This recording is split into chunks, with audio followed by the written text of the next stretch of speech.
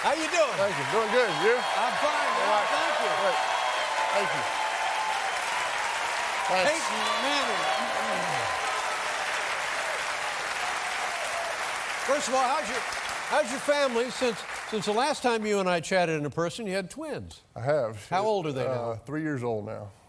Buddy. Hard to believe. You got your hands full? I do. Full time.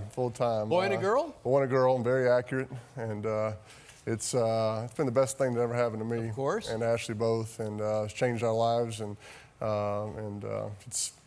it keeps things in perspective. You know, And the personalities, you have two, and you'd think they'd be the same, but they're not the same, are they? They're not. Yeah. They're not. Marshall, my son, he's much like me, unfortunately. Got my looks, unfortunately, and Mosley, my daughter, is just like Ashley, and she's the lucky one. So.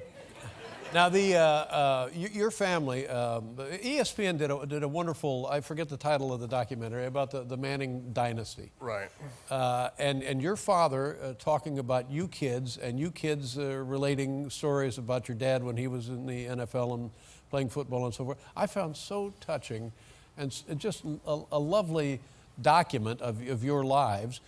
Now, do you think your son will come along and continue that? Wow, I don't know. If he chooses to, only if he wants to. I think the best thing that my dad did for me and Eli and Cooper, he never pushed us into anything. And I think he encouraged us to play sports. It teaches you a lot of valuable lessons. So I won't push my kids into anything. That documentary was great on my dad. There could have been a few less crying highlights of me as a.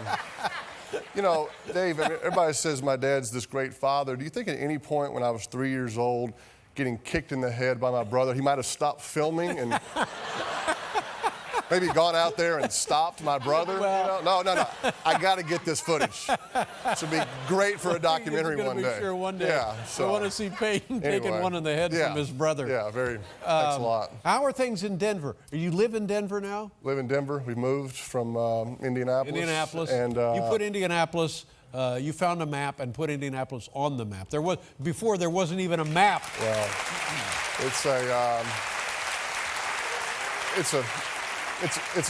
a great city, but I believe that you need to live where you're playing. And so 14 years in Indy, and we're really enjoying Denver. It's been now, you're the kind of athlete, you've had the kind of career, regardless of what city you go play, people love to see you. I mean, you don't go to pick a town and people, you don't get that. Well, I get it sometimes. You know, when you come here to play in New York or certain stadiums, they talk about you, they talk about your mother. You know, it's Olivia, by the way, not Dolores. Oh, I thought yeah.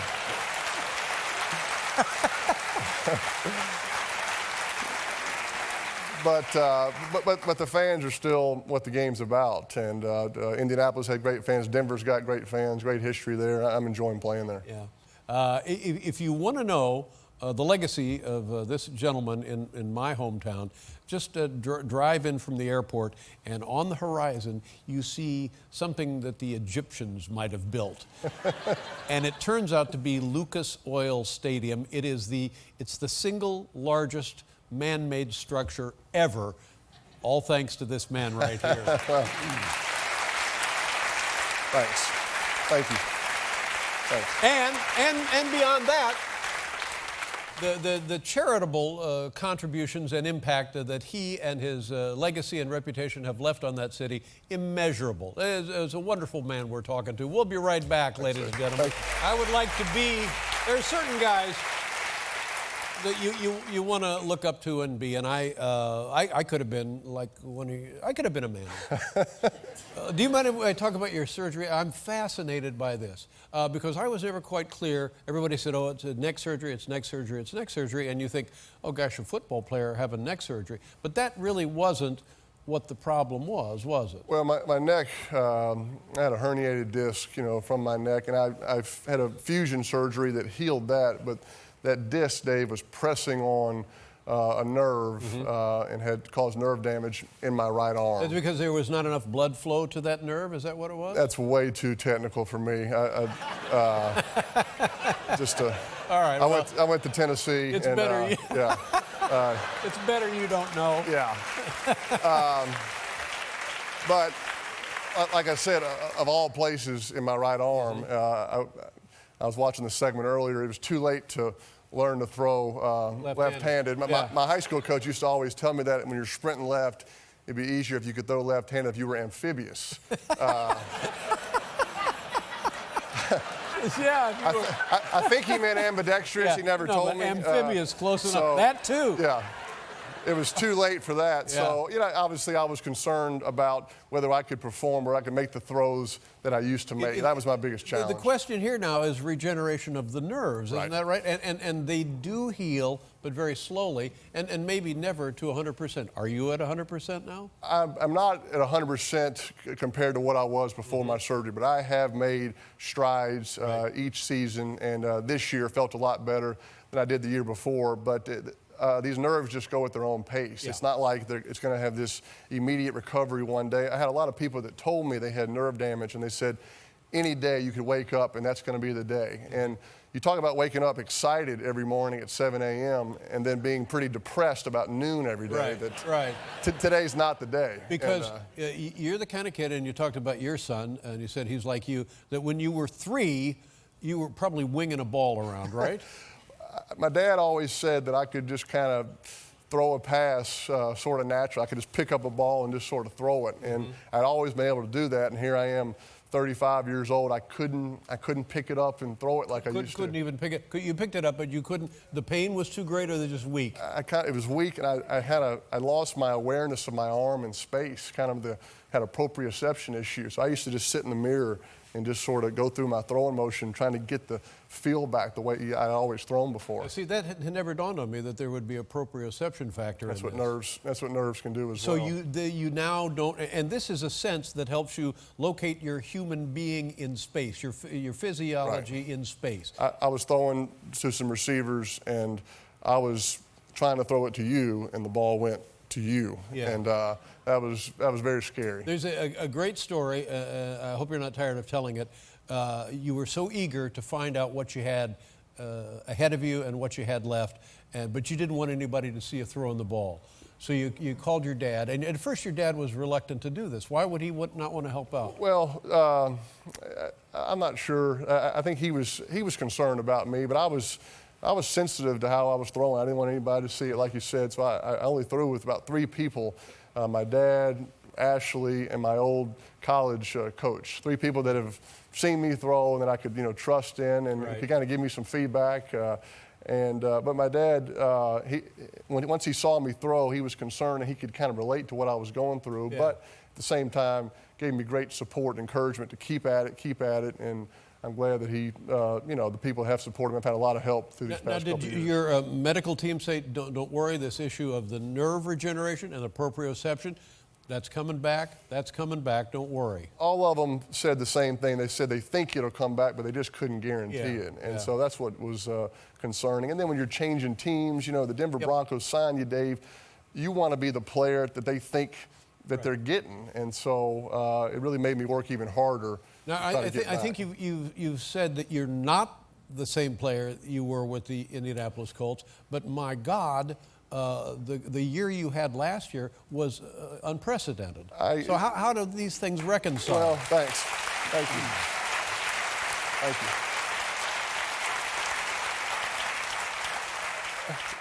I guess I would equate it to a pitcher. Maybe I can't throw the 100-mile-an-hour fastball anymore, but I can still strike you out by picking my spots and working the plate. So I don't make the same type of throws that I used to make, but I try to use the cerebral part and use my experience. I can still move the chains down the field and get us into the end zone. So there's different ways. Here's the difference. When I see a team, when you get to punt and, oh, look, they're starting out on their 18-yard line, and I think, holy crap, they're on their 18-yard line. Now what are they going to do? But you got to think in terms of, let's just get it down, another down, first down. Right. You think it's just taking smaller bites. That's right. There's this great old NFL films clip of Hank Stram telling his quarterback, just keep matriculating down the field. Yeah. And that's kind of what I try to do now. Just keep working it down the field. And eventually you can get into the end zone and help your team win. Everybody last year for the Super Bowl thought, oh, this is what a story. Peyton Manning comes in, has an unbelievable year, and they go to the Super Bowl, and then he will retire. But that never entered your mind, did it? Well, I have been rejuvenated, Dave, these past 2 years. After sitting a year out, not by choice, by injury, when you get back out there, boy, I've just been so grateful to be back out there with my teammates, putting in the hard work.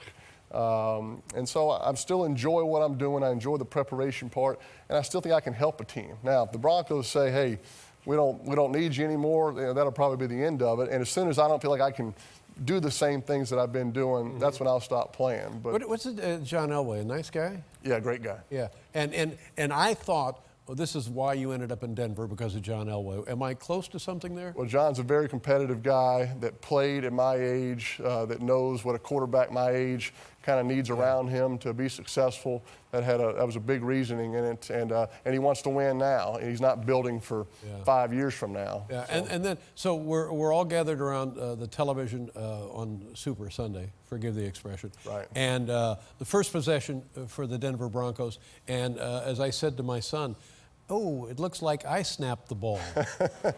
Yeah. Not the way you want to start a game. But then we all thought, oh, this will be a great story after the game. Oh, how about that first snap? Yeah. But then, nightmare of nightmares, it seems like it just kept getting worse. Yeah. Now, from quarterback to quarterback, did...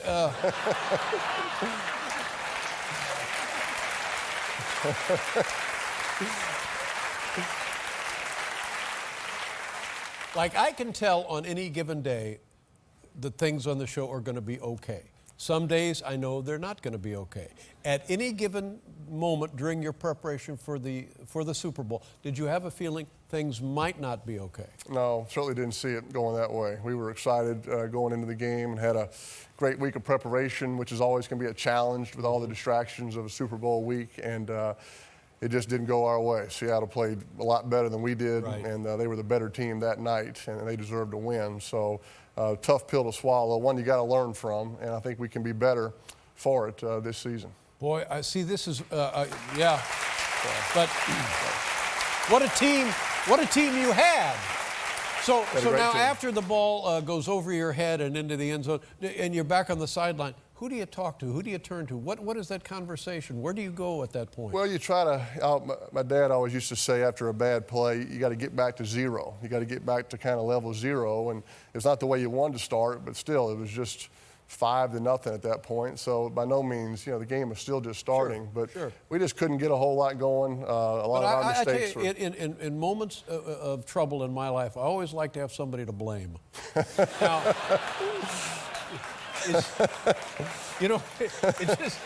it makes me feel better about myself. So did you talk to the center? Did you talk to the line coach? It was not the center's fault. Yeah. It was really the crowd, caused a snap count issue, and that's really what happened. Is New York a good place for a Super Bowl? Yeah, I think it was fine. Yeah, it's a good place. Yeah. And the Omaha, are we? Now, people tell me that other teams use the word Omaha. Yeah, Omaha's kind of out there. These TV mics just pick up everything. Yeah, the big parabolic pick up everything, sideline dishes. I don't like it. I'm not a fan of it, Dave, because it reveals, terminology that the other opponent you're going to play the next week can use. Right. And I don't like Bill Belichick hearing our plays that we're using. I think I know how to fix it, Dave. I think you got to get up there and just say some really negative things about the commissioner, Roger Goodell. There you go. Blue 20, Roger Goodell's a no good, you know what, and I think they'll just kind of turn that volume down a little bit. But as we know about Bill Belichick, he brings his own microphone, so you don't have to worry about that. But a lot of people come to me and they say, Dave, what is Peyton doing? And nobody did this in the league before. Nobody knows how to work the play clock the way you do, and it's breathtaking to see it just almost begin to flash zero and the play is launched. Yeah. It's a remarkable dance, if you'll excuse the expression, that you do there behind the center. And they say, what is he doing? And I say, he's doing absolutely nothing. He just wants people to think, Oh my God. Oh my God. How complicated can this play be? Jeez. Absolutely. Look out, God. What is he going to do? Right. Just make yourself seem a lot smarter than you are. I can hear the fans, Dave. I can hear the fans going, just snap the ball. Yes, but the thing that I never realized was by working that play clock, you are maintaining possession, you're eating up time, you're killing the clock, and you're actually playing your game and letting everybody just kind of sit back and watch. That's right. I'm learning a lot about the defense. And hey, how's your brother Eli? He don't come by no more. I will tell him. I will tell him. He's got an ankle surgery. Yeah, but he's doing good. I saw him yesterday. He's going to start throwing some this week and be able to participate in some of these off-season practices, and he's good. You know who else I met was that Andrew Luck. Now, he seemed like a nice kid. He's a great kid. Great quarterback, too. Yep. He can't read. I think they don't teach that at Stanford, you don't think? They don't teach that. Just Tennessee and Ball State, That's right? right, Ball State. Hey, I want to show this picture. This is a good picture right here. This is you and your buddy Derek Jeter. Yeah. You went out to the stadium and saw him? Yeah. Well,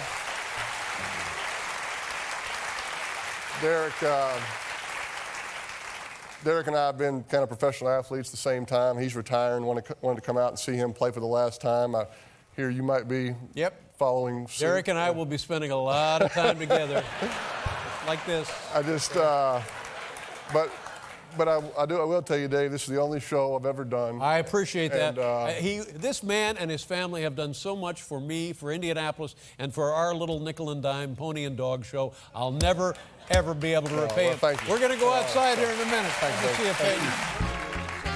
All right, so the Cabs are going to come by. This is the quarterback challenge. Okay. This man has done it before. All right, roll them. Are they going to blow by? Actual New York City Cabs. Here we go. Oh, my God. Jiminy God. I was afraid to throw. Jeez. All right. Are they coming? Stand back. Oh, now he's slowed down. Oh, very. Oh! Still got it. Let me try one more. That was beautiful. That was lovely. Gives me hope. Gives you hope. Still. Here we go. It's all in the timing. Oh my God! I like it. You are a genius, my friend. Peyton Manning, ladies and gentlemen. Thanks. From your Denver Broncos. God bless you, sir. Have a great year. Thank you for being here. We'll be right. Oh, we're done? That's it. Good night, everybody. Thank you.